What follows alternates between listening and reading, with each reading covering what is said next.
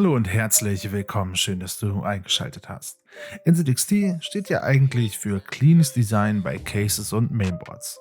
2022 kam dann die erste Generation an Peripherie mit der Lift-Maus und der Function-Tastatur auf den Markt.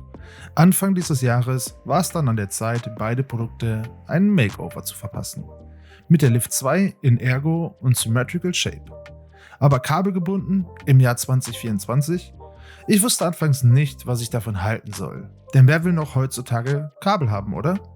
Diese Frage kann ich euch aber in diesem Video beantworten.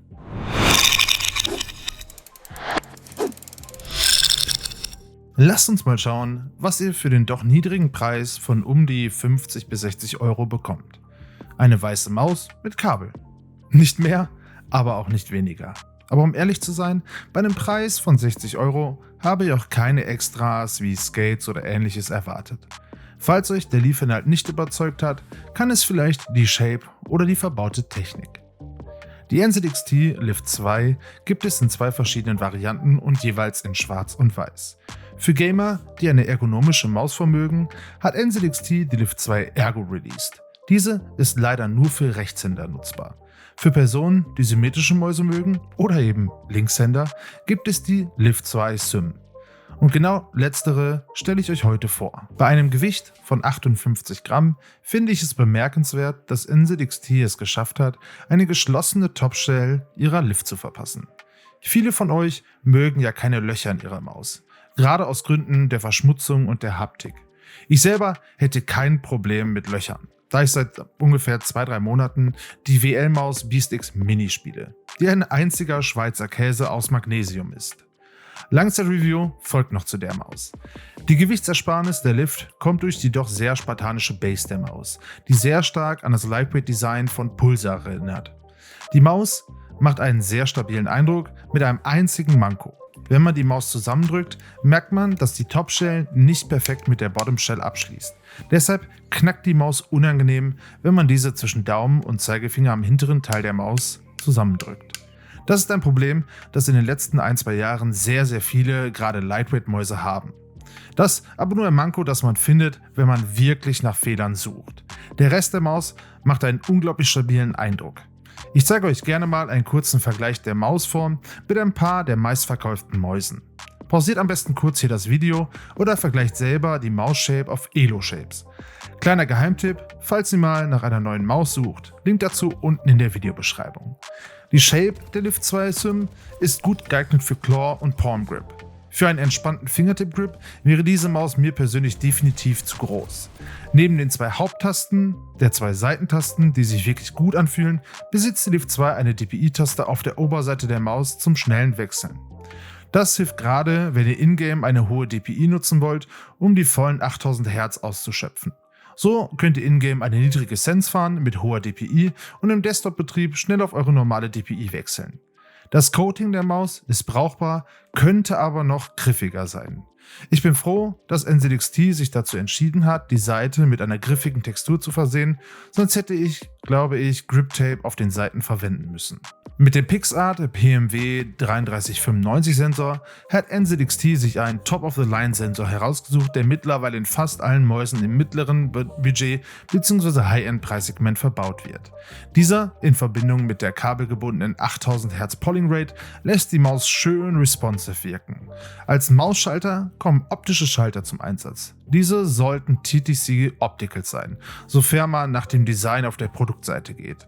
Leider haben diese für mein persönliches Empfinden einen minimal schwammigen Druckpunkt. Hier ein kleiner Soundcheck im Vergleich zur WL-Maus BeastX Mini, die Huanos Blue Shell Pink Dots verwendet.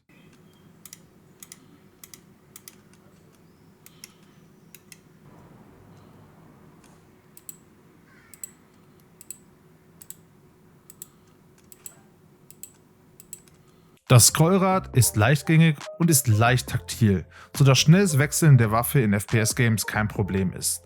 Mit einem Gewicht von 58 Gramm ist die Maus 5 Gramm leichter als eine G Pro X Superlight. NZXT hat ihrer Maus außerdem 100% reine PTFE-Skate spendiert. Diese haben einen sehr kontrollierbaren Glide. Ich würde für mein persönliches Empfinden aber wieder, wie bei jeder meiner Mäuse, auf Dot-Skate setzen, da diese die Maus doch etwas schneller auf dem Pad machen als diese Full-Size-Skates. Das 2 Meter Paracord-Kabel gefällt mir leider wirklich nicht. Es ist zu steif, um das Gefühl von, in Anführungszeichen, kabellosem Mausgefühl zu bekommen und das trotz Mausbungee.